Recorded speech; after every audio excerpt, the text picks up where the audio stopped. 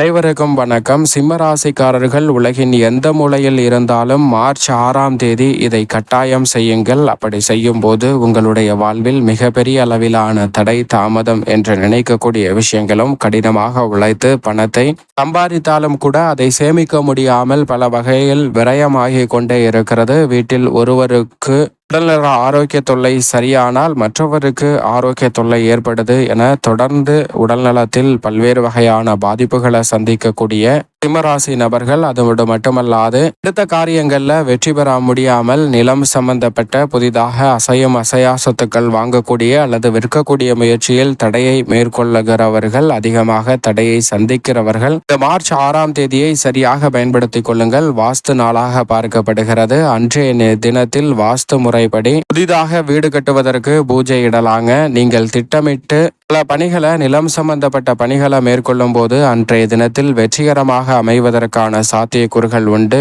சில நேரங்களில் தடையாக இருந்த காரியங்கள் இந்த தருணத்துல சாதகமாக அமைவதோடு மட்டுமல்லாது நீங்கள் வசிக்கக்கூடிய வீடு வாஸ்து முறைப்படி மாற்றி அமைப்பதற்கு ஏற்றதொரு தருணமாக பார்க்கப்படுகிறது. ஏனென்றால் நாம் வசிக்கக்கூடிய வீடு எந்த திசையை வேண்டுமானாலும் நோக்கி இருக்கலாம். உங்களுடைய ஜனன கால அடிப்படையில் அதற்கான திசையை திட்டமிட்டுக் கொள்ளுங்கள். அப்படி திட்டமிடும் போது எந்த திசையை நோக்கி இருந்தாலும் 4 பகுதிகளாக பிரிக்கக்கூடிய இடத்தில் குபேர மூலை என்று சொல்லக்கூடிய தென்மேற்கு பகுதியில் முதன்மை படுக்கை அறை நிச்சயமாக திட்டமிடுங்க. முதன்மை படுக்கை அறைய மற்ற இடங்களில் திட்டமிட வேண்டாம். அப்படி தென்மேற்கு குபேர மூலையில் படுக்கை அறை வைக்கும் போது மிகப்பெரிய அளவிலான செல்வ செழிப்பு உறுதியாகவே உங்களை தேடி வரும். அதோடு மட்டுமல்லாது அதற்கு நேர் எதிராக இருக்கக்கூடிய ஈசானிய மூலையில் நீர்வளத்தை சேமியுங்கள். அதோடு மட்டுமல்லாது இந்த இடம் கனம் ஏறாமல் பார்த்து கொள்வது நல்லது.